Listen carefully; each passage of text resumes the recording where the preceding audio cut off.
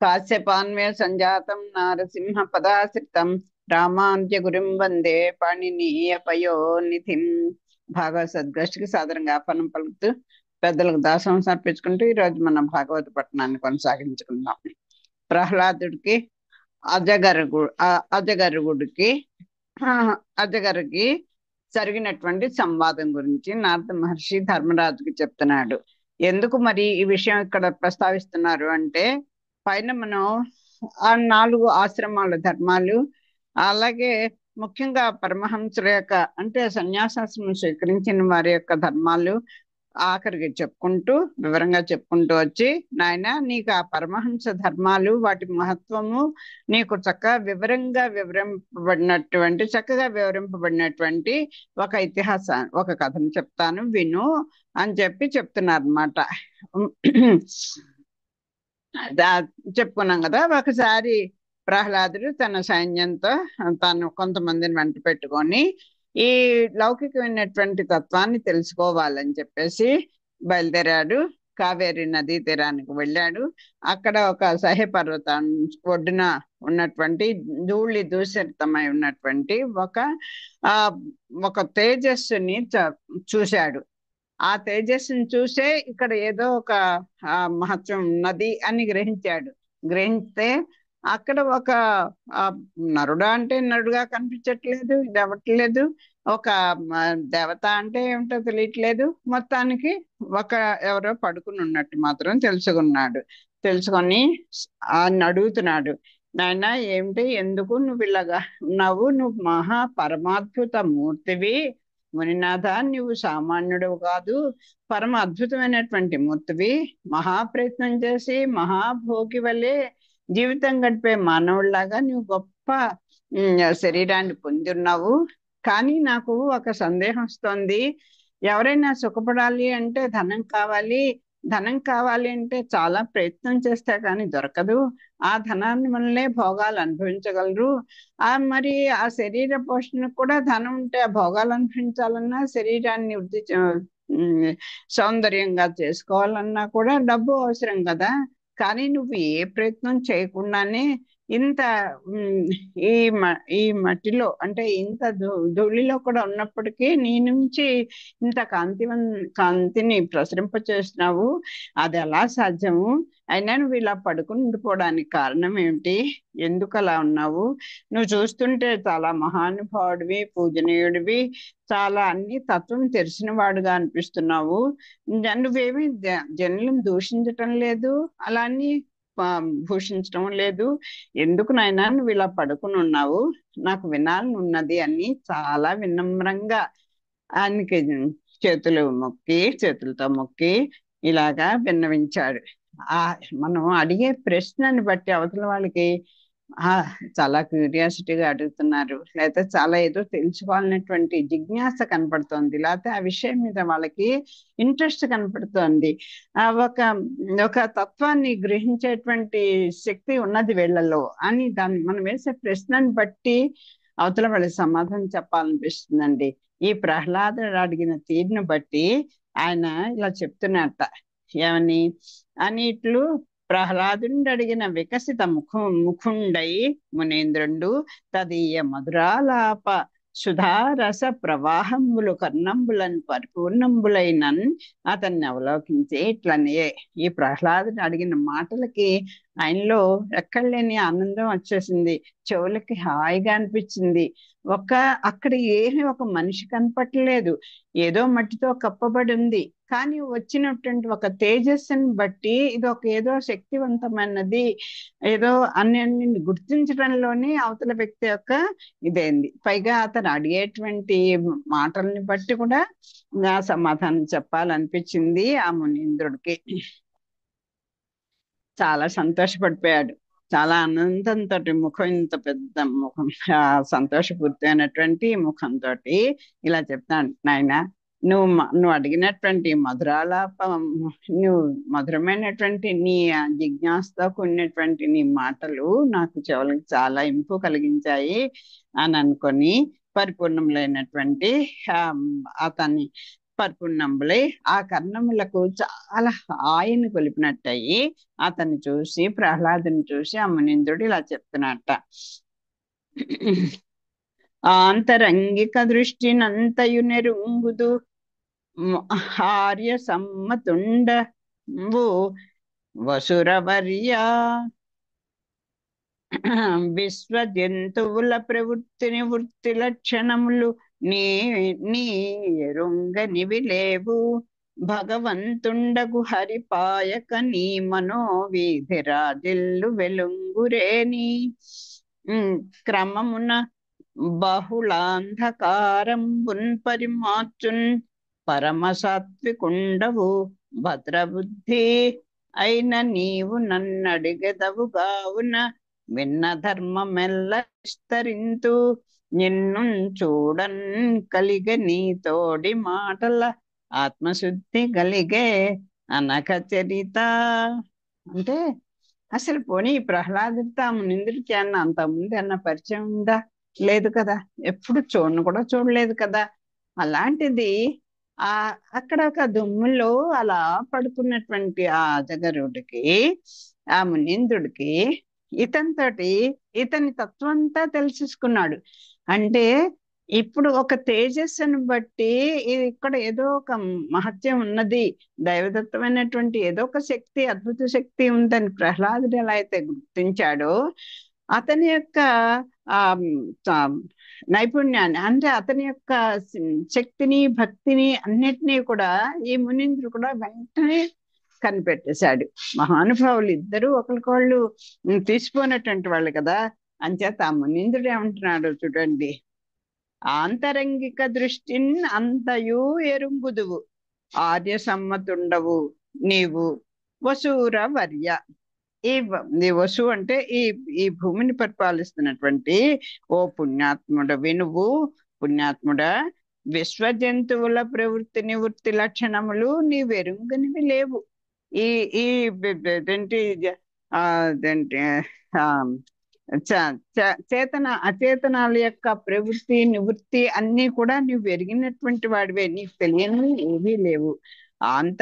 ఆంతరంగిక దృష్టి అంతయు ఎరుంగుదువు, నువ్వు ఆంతర్యాల్ని చక్కగా తెలుసుకోగలవు. ఆర్య సమ్మతుడవు, పెద్దల చేత నువ్వు స్తుతింపబడిన వాడివి. విశ్వంలోని ప్రాణికోటి ప్రవృత్తి నివృత్తి మార్గాలు నీకు తెలియనివి లేవు. నీ హృదయంలో భగవంతుండగు హరి పాయక నీ మనోవీధి రాజిల్లుతూ వెలుంగు. నీకు ఎందుకయ్యా ఇంత శక్తి నీకు వచ్చిందంటే చెప్పాలా, వేరే చెప్పాలా? నీ హృదయంలో అజ్ఞానాంధకారం దరి చేయనీయకుండా అదిగో ఆ భగవంతుడు నీకు ఎప్పుడు సూర్యునిలాగా ప్రకాశిస్తూ ఉన్నాడు. అది ఎందుకండి ఆ జ్ఞానం అలా వచ్చేస్తుందా అంటే, మనం సంపాదించుకుంటే ఏమి గ్రంథాలు వినక్కర్లేదు, ఎవరి ద్వారా చెప్పుకోక్కర్లేదు, మనమే చదివేసుకోవచ్చు, మనము మాత్రం బుర్ర ఉంది కదా అనుకుంటామండి.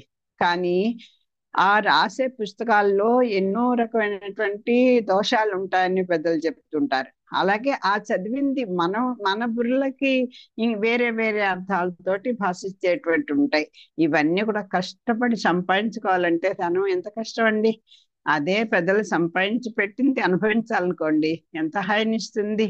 అంచేత అదే చెప్తారు శ్రీవచన భూషణంలో, మనం గ్రంథాలని చదువుకొని సొంతంగా జ్ఞాన సంపాద్యం చేయాలి అంటే మనకి అది స్వార్జితం లాంటిది అంటారు. అలాగే ఆ గురువుల ద్వారా నేర్చుకున్నటువంటి జ్ఞానము, అబ్బినటువంటి జ్ఞానము మనకి అదేంటి పిత్రార్జితము అంటారు అని ఒక సూత్రంలో అక్కడ చెప్తారు. అలాగా నీకు అసలు అజ్ఞానం అనేదే లేదు. మరి ఎలా వచ్చింది?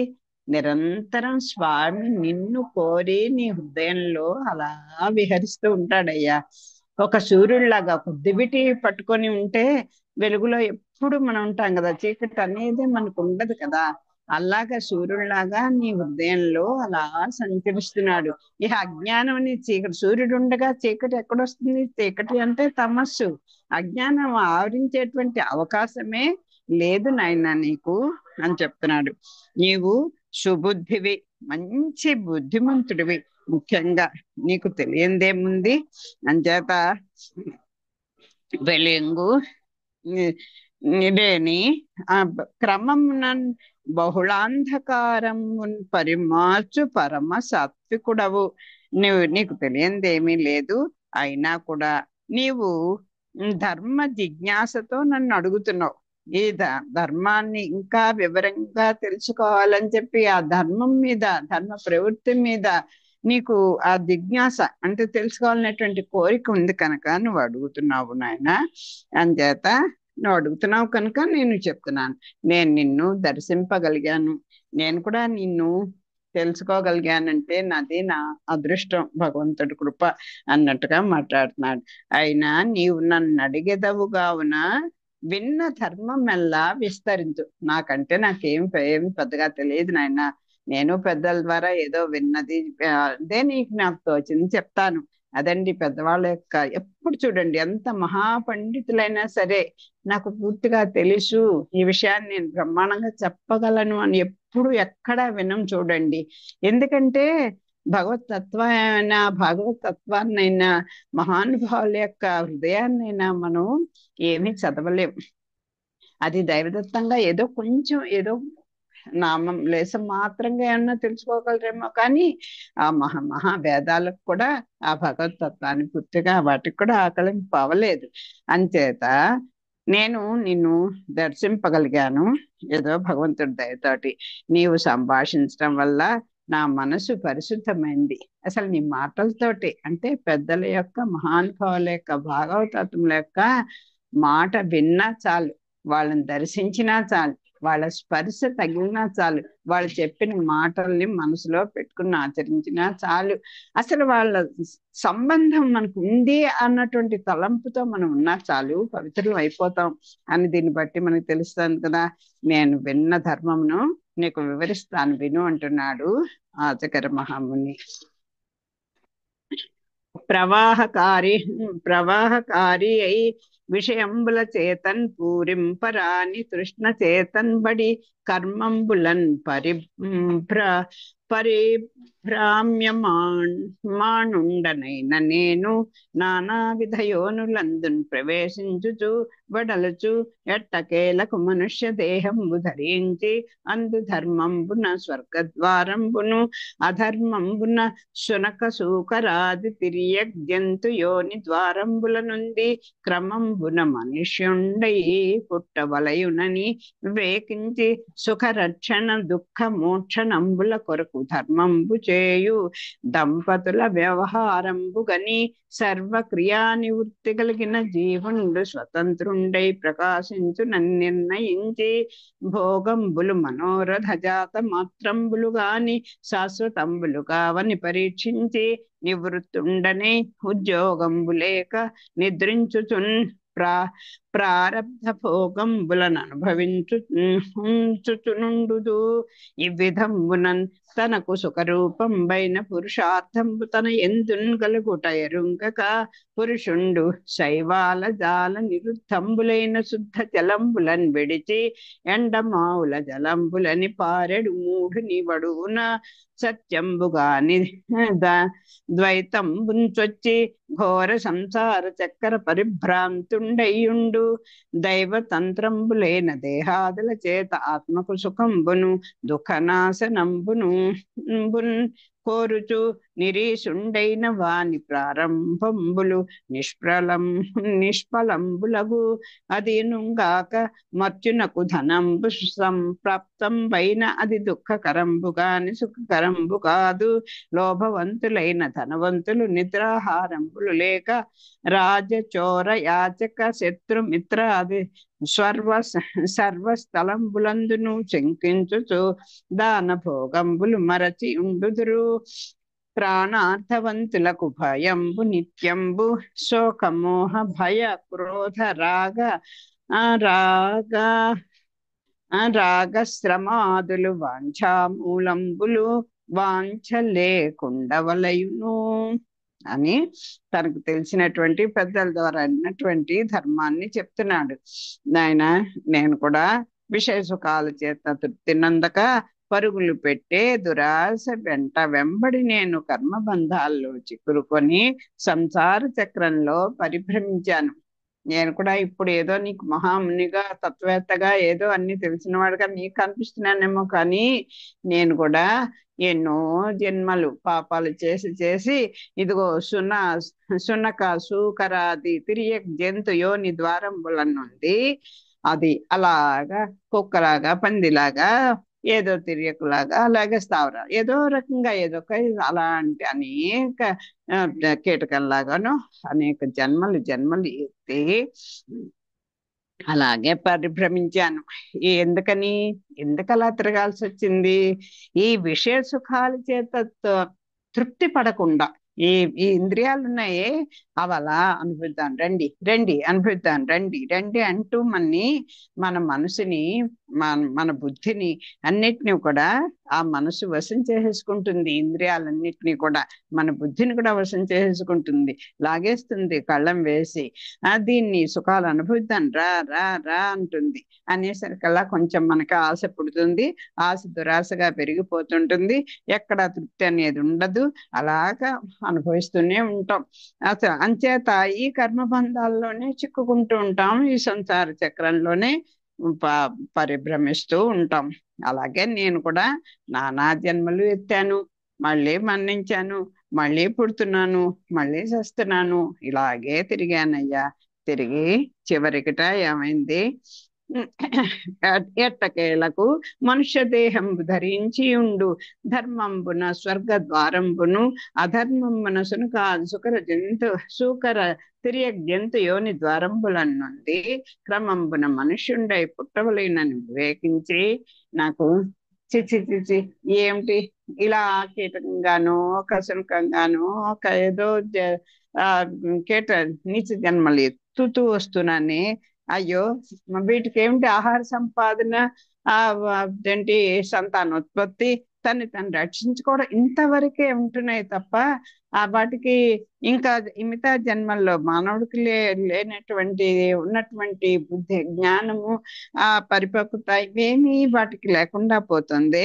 చిచి నేను మాత్రం చివరికి ఎలా అయినా సరే మనుష్య దేహం ధరించాలి అనుకున్నాను. అదే ధరించట మొత్తానికి ఇలా తిరిగి తిరిగి తిరిగి నానా జన్మలు ఎత్తి మరణించాడు. ఈ పరిభ్రమణంలోని అలా తిరుగుతూ ఈ సంచార చక్రంలో మరణ చక్రంలో తిరిగి తిరిగి తిరిగి ఎలాగో మొత్తానికి మనుష్య దేహం ధరించానయ్యా. ధరించి ఆ జన్మలలో ధర్మాలు పుణ్యాలు చేసి స్వర్గ ద్వారాలు చేరుకున్నాను.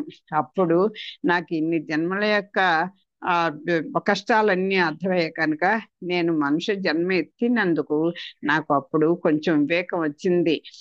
క్రమ్మర మనుషుండై పుట్టవలేనని వివేకించి సురుక రక్షణ దుఃఖ మోక్షణంబుల కొరకు ధర్మంబు చేయు ధర్మంబుల వ్యవహారంబుగని సర్వక్రియా నివృత్తి కలిగిన జీవుండు స్వతంత్రుండై ప్రకాశించునని నిర్ణయించి భోగంబులు మనోరథ జాత మాత్రంబులు కాని శాశ్వతంబులు కావని పరీక్షించి నివృత్తుండని.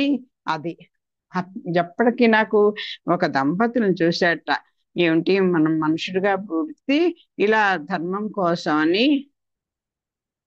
ఈ దుఃఖ మోక్షణంబులు, ఈ దుఃఖవంత సుఖ రక్షణము, దుఃఖాలు పోవాలి, సుఖం కలిగి ఉండాలి అని అనుకొని ఒక అలా ఉన్నటువంటి ఒక దంపతుల వ్యవహారాన్ని చూసి సర్వక్రియా నివృత్తి కలిగిన జీవుండు. అలా ఒకళ్ళు చూసైనా నేర్చుకోవాలి, పెద్దలు చెప్పినట్టయినా వినాలి, మన బుద్ధికైనా తోచాలి, లేకపోతే ఇలాంటి బుద్ధి పుట్టించాయా అని భగవంతునైనా ప్రార్థించాలి. అలాగా ఇతను ఏం చేశాట, ఈ జన్మల్లో ధర్మాలు పుణ్యాలు చేసి స్వర్గ ద్వారాలు మొత్తానికి నేను చేరుకున్నాను. అధర్మాలు పాపాలు చేసి శునక సూకరాది జంతువుల యోనులలో పుట్టి నానా బాధలు పడ్డాను. తర్వాత మరలా ఆలోచించి మానవ జన్మ ఎత్తాలి అనే వివేకంతో సుఖ సంపాదన కోసం, దుఃఖ నివారణ కోసం, ఇది ఆ స్వామి అవతరించినట్టుగా మనం కూడా ఇంకా మనం పుట్టే భగవంతుడు జన్మిస్తే దాంట్లో సుఖాలు రక్షించుకోవాలి, సుఖంగా సుఖ సంపాదన ఉండాలి, దుఃఖాన్ని పోగొట్టుకోవాలి. ఆ ఉండాలి ఉండాలి దుఃఖం పోవాలి అంటే ధర్మబద్ధంగా నడవాలి. అంచేత ఇతంట ఎలా అయినా మానవ జన్మ ఎత్తాలి అనేటువంటి ఒక వివేకంతో సుఖ సంపాదన కోసం, దుఃఖ నివారణ కోసం ధర్మం చేసేటువంటి ఒక దంపతుల్ని చూసేటండి. అంటే మహానుభావులైనటువంటి ఒక దంపతులు ఇక్కడ అదృష్టం. అలాంటి దంపతులను దర్శించాట. సమస్త క్రియల నుంచి నివృత్తి పొందిన జీవుడు స్వతంత్రుండే ప్రకాశిస్తాడని నిర్ణయించుకున్నాను. అంటే ఆ దంపతుల యొక్క జీవన శైలిని ఇతను పరీక్షించాడు. ప్రవచించి అన్నీ చేస్తున్నారు, కానీ దేని మీద వాళ్ళంతా అలా కపయం పెంచుకోలేదు మనలాగా.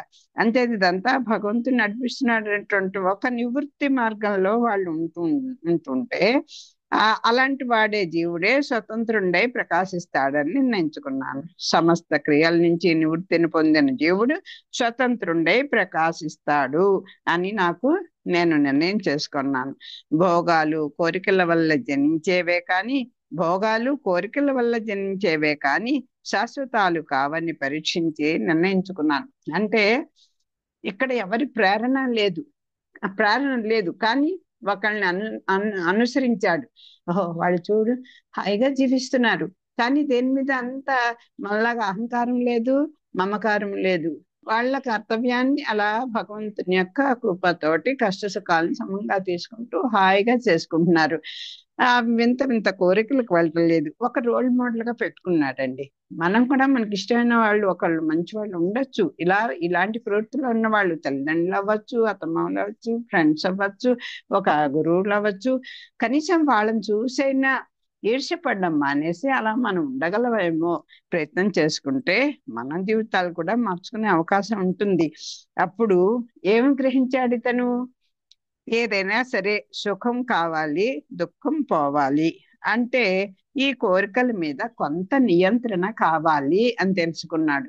ఎందుకని?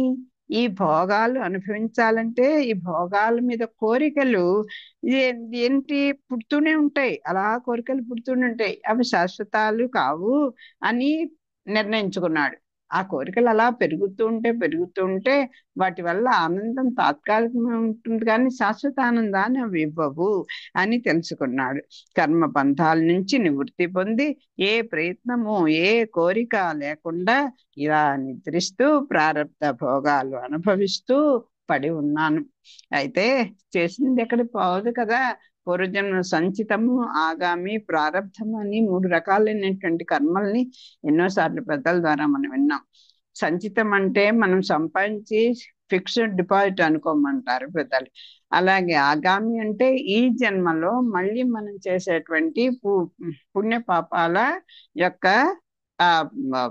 డిపాజిట్లు. ప్రారబ్ధం అంటే మనకు అవసరమైనప్పుడు కొంచెం కొంచెం తెచ్చుకొని తప్పనిసరిగా మనమే అనుభవిస్తున్నట్టువి కొన్ని, అవి ప్రారబ్ధ కర్మ.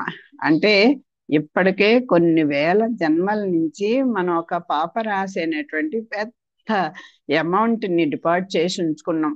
అది మన పేరే ఉంటుంది, అది మనమే అనుభవించాలి.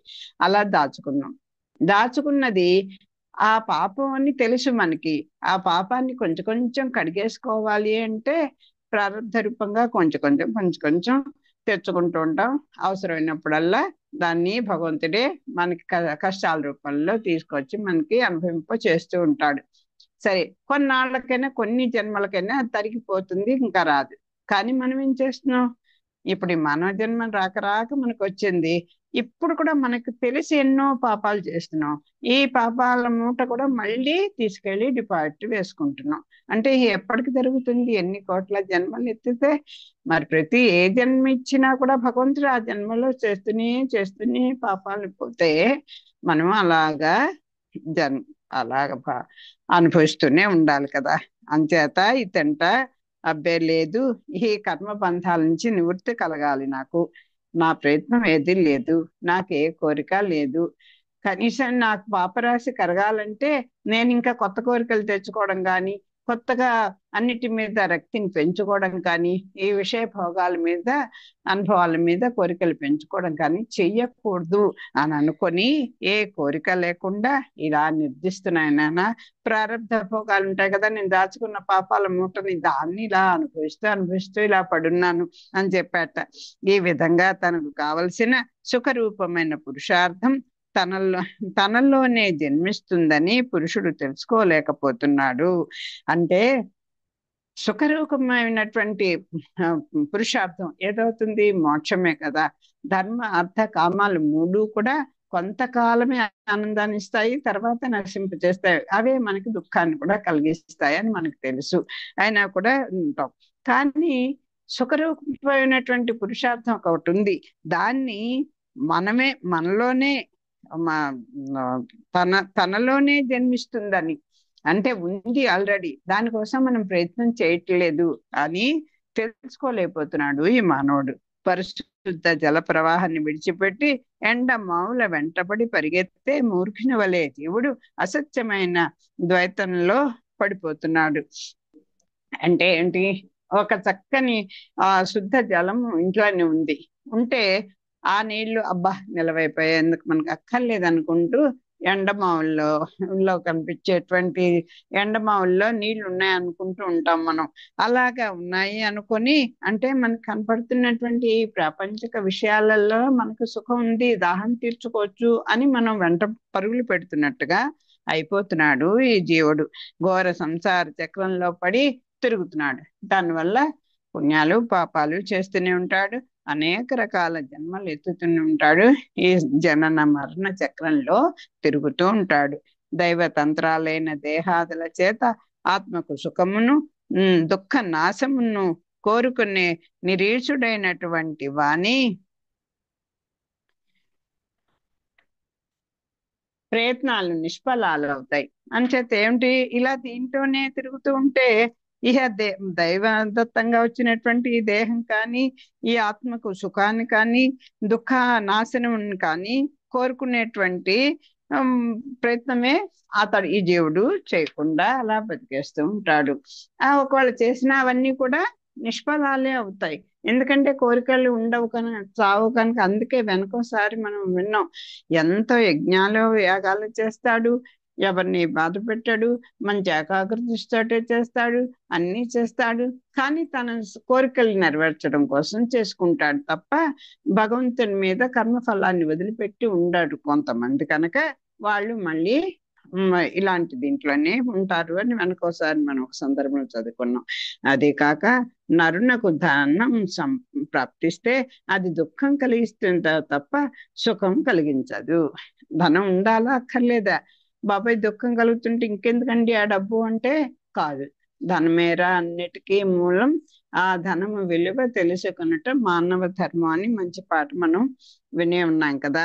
మంచి ధనం ఉండాలి, కానీ అది దాని మీద కోరిక పెరిగిపోయి అనే మహా కుబేరుడికి ఎప్పుడు నిద్ర పట్టడండి బాబాయ్. ఏ రకంగా అది మనం ఎవడైనా దీనికి దోచుకుంటారా, లేకపోతే గవర్నమెంట్ హ్యాండ్ చేసుకుంటుందా అని చేసి ఏదో ఒక నిశ్చింతగా గుండెల మీద వేసుకొని పడుకోలేరు. అంటే ఆ దుఃఖం కలిగిస్తూనే ఉంటుంది ధనం. లుప్తులైన ధనవంతులు నిద్రాహారాలు మాని ప్రభువులను, యాచకులను, చోరులను, శత్రువులను, మిత్రులను అందరినీ అనుమానిస్తూ దానం చేయడం, అనుభవించడం కూడా మర్చిపోతారు. ఈ హాయిగా అన్ని సంపాదించుకున్నటువంటి ధనవంతులు ఉంటారే, వాళ్ళకి నిద్రాహారాలు ఉండవు. ప్రభువులను, యాచకులను, చోరులను, శత్రువులను, మిత్రులను అందరినీ కూడా అవమానిస్తూ ఉంటారు. నాతోట నీకు పోటీ, చూసుకున్నాను రా అన్నట్టుగా ఎప్పుడు అహంకారంతో ఉంటారు. ఇక వాళ్ళకి అంత ధనం ఉంది కదా, పోనీ ఎవరికన్నా దానం చేద్దాము అని కూడా అనుకోరు. కొంతమంది అయితే వాళ్ళు అనుభవించడం కూడా మర్చిపోతుంటారు. అలా ధన సంపాదనలోనే ఇంకా వీళ్ళకన్నా మనం ఇంకా గొప్ప నెంబర్ 1లో ఉండాలి, ఏ అంబానీ అలా అయిపోవాలి అని అనుకుంటుంటాం కదా. అది కూడా పదవి ఒకటి, అలాగే జాతీయ అంధకారం, జాతిలో పుట్టినటువంటి ఒక అహంకారం, అలాగే ధనం మీద ఆశ, ఆ పదవి మీద ఆశ, వాళ్ళైతే ఒక కీర్తి ప్రతిష్టలు, ఇవన్నీ కూడా అసలు మనం మన యొక్క మనుగడని మర్చిపోతామండి. మనం అనుభవించము, ఆ, కీర్తి కాంక్ష అలా దాంట్లో మనం నంబర్ 1 లో ఉన్న దానికోసమే ధనాన్ని సంపాదించడంలోనే మునిగిపోతావు తప్ప దాన్ని అనుభవించడంలోనూ దాన ధర్మానికి చేయడంలోనూ ఒక మంచి కార్యక్రమానికి ఉపయోగించడము అనేది కూడా మర్చిపోతాడు ఈ జీవుడు. నిత్యం దుఃఖంతో బాధపడుతుంది. దానివల్ల ఏమవుతుంది? అది దుఃఖమే కలుగుతూ ఉంటుంది. ప్రాణం మీద ధనం మీద తీపి ఉన్న వాళ్ళను నిత్యం భయం వెంటాడుతూనే ఉంటుంది.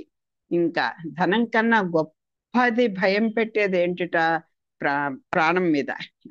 అన్నిటికంటే ప్రపంచంలో ఇన్నిటి మీద కీర్తి కాంక్ష, ధనకాంక్ష, అలాగే అదేంటి అదే పేరు ప్రతిష్ట, ఇలా అన్నిటి మీద కాంక్ష ఉన్నా అన్నిటికన్నా గొప్ప కాంక్ష ప్రతి జీవికి కూడా ఉండేది అది శరీరం అంట. ఎవరి శరీరం వాళ్ళకి చాలా ఇష్టం, ఎవరి ప్రాణం వాడికి చాలా ఇష్టం. ప్రాణానికి ముప్పు రానంతసేపు అన్ని హోపులు చెప్తాను తప్ప ఆ ప్రాణం ఎక్కడ పోతుందేమో అన్నటువంటి భయం నిత్యం వెంటాడుతూనే ఉంటుంది.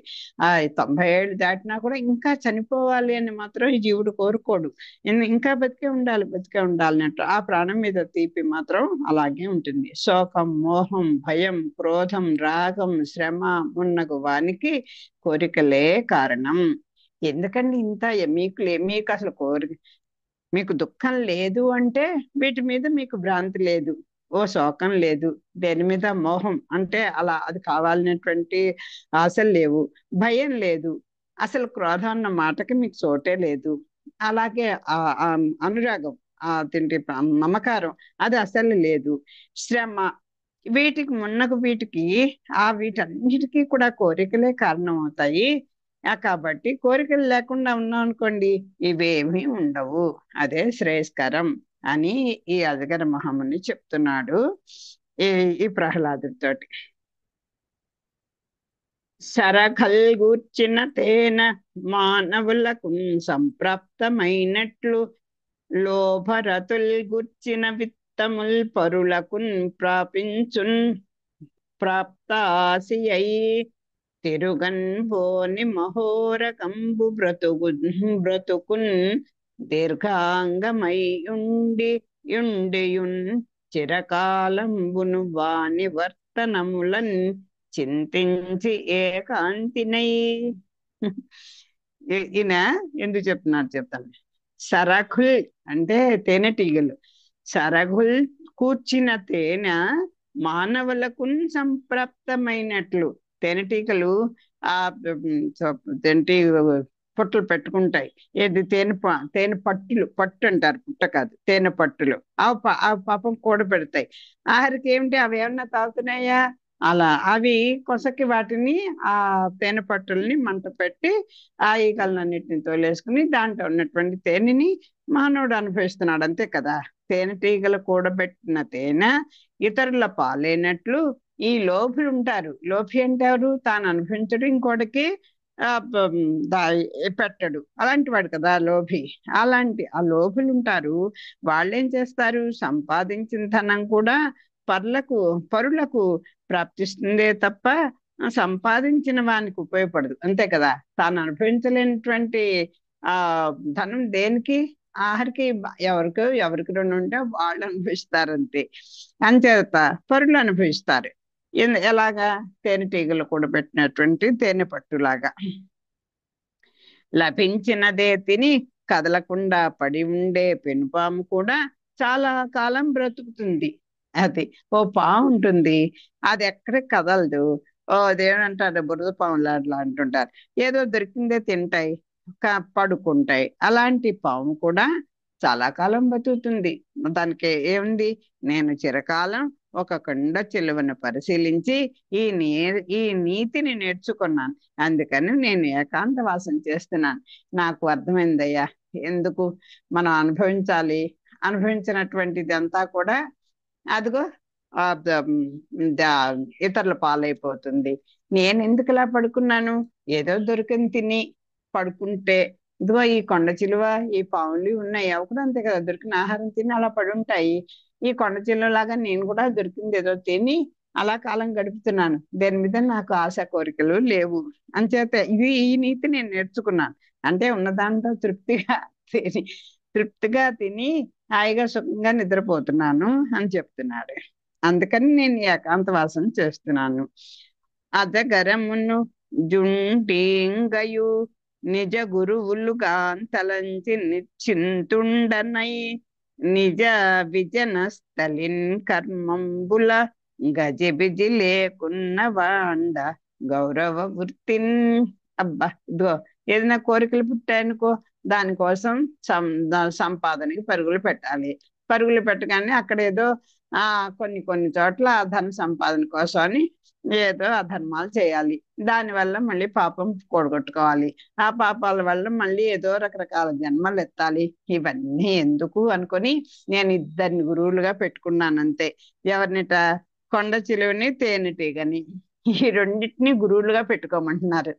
మనకున్న గురువులందరూ కూడా, నైనా ఇలా ఉంటే నువ్వు సుఖంగా ఉంటావు, ఇలా ఉంటే నువ్వు సుఖంగా ఉంటే దానికోసం కొన్ని పాటలు పడాలి. ఇక్కడ కొండ చిలువ ఏం చేస్తుంది? ఏదో దొరికింది అక్కడ అక్కడ, దాని నోటికి దొరికింది ఏదో తింటోంది, పడుకుంటోంది. ఇంకా ఏ కోరిక లేదు, ఏదో జీవించడం కోసం అలా బతుకుతోంది. అలాగే తేనెటీగ కూడా పాపం సంపాదించుకుంటోంది, కానీ దాని మీద భ్రాంతి దానికి లేదు, సంపాదించడం వరకే. అది సంపాదించింది ఇతరులు అనుభవిస్తున్నారు. అంచేత ఈ రెండింటిని నేను గురువులుగా పెట్టుకున్నాను. వాటి దగ్గర నుంచి నేను గుణపాఠం నేర్చుకొని నిశ్చింతగా ఈ నిర్జన ప్రదేశంలో కర్మబంధాల గందరగోళం లేకుండా ముని వృత్తిలో ఇలా జీవిస్తున్నాను అని చెప్తున్నట. ఎంత బాగుందో, ఎప్పుడు వినలేదు ఇలాంటి. అదిన వల్కల దూకూలంబరములు గట్టి అయిన గట్టక అయిన అలరుచుందు ఆందోళికారద హయ నాగముల నెక్కి అయిన నెక్కకయైన అరుగుచుందు కర్పూర చందన కస్తూరి కాలేపమైన భూరజమైన అలందుచుందు భర్మశయ్యలనైనన్ పర్ణశిలా తృణ భస్మంబులందైనన్ పండుచుందు మానయుక్తమైన మానహీనంబైనన్ తీయనైన మిగులన్ దిక్తమైనన్ కుడుతు సగుణమైన గుణవర్జితంబైన అల్పమైనన్ చాలా అధికమైన. తను ఎలా ఏమేం దొరికితే ఎలా తృప్తి పడుతూ ఎలా బతుకుతున్నాడో చూడండి. ప్రహ్లాద, నిన్ను చూస్తే నాకు ఆహ్లాదంగా ఉంది. నేను పట్టు బట్టలు కాని, నార బట్టలు కాని, లేడు చర్మాలు కాని, చెట్టు బెరళ్ళు కాని ఏది లభిస్తే అదే ధరిస్తాను అని చెప్తున్నాడు. ఏది ఈ ముని ఇంకా ప్రహ్లాదుడికి ఇలా చెప్తున్నాడు. అజిన వల్కలు దుకూల అంబరములు కట్టి అయినా కట్టక అయినా అలరుచుందు. ఇదిగో నేను దుకూలములు అంటే నారబట్టలు, పట్టుబట్టలు, అజిన అజినములు అంటే నారబట్టలు, అజిన వల్కలములు అంటే పట్టుబట్టలు అండి. అలాగే దుకూలములు అంటే నారబట్టలు. అలాగే నేను ఏమీ కట్టుకోకపోయినా సరే, అపూర్వం చెట్టు బెరళ్ళు అవి కదా బట్టలుగా కట్టుకునేవాళ్ళు, అలా అవి కట్టుకోను. లేడి చర్మాలు కానీ, ఏది పట్టుబట్టలు కానీ ఏది నేను కట్టుకోను. కానీ ఏది లభిస్తే అదే ధరిస్తాను. ఏది లభించకపోతే దిగంబరంగానే ఉంటాను. ఒక పాములాగా పడుంటే ఇంకా దానికి ఏం బట్టలు ఉండాలి, లేవు, ఈ బట్ట కావాలి, ఆ బట్టలు కావాలి అంటూ ఏం ఉండం కదా. దాని మీద ఒక పొరలు పెరుగుతాయి, అవే బట్టలు. లేదు, పొరలు ఊడిపోయినప్పుడు ఊడిపోతూ ఉంటాయి. అంచేత నాకేమీ అది లేదు. కట్టుకున్నాననే సంతోషం కానీ, లేదనేటువంటి బాధ కానీ నేను అసలు పొందను. ఇంకా ఏం చెప్తున్నాడు? ఆందోళిక రథ హయ నాగముల నెక్కి అయినా ఎక్కకైనా అరుగుచుందు. నేను ఎక్కడికన్నా ప్రయాణం చేయాలంటే, నువ్వైతే ఇప్పుడు పల్లకి మీదో, రథాల మీదో, అశ్వాల మీదో, ఏనుగుల మీదో కానీ ప్రయాణం చేస్తారు కదా.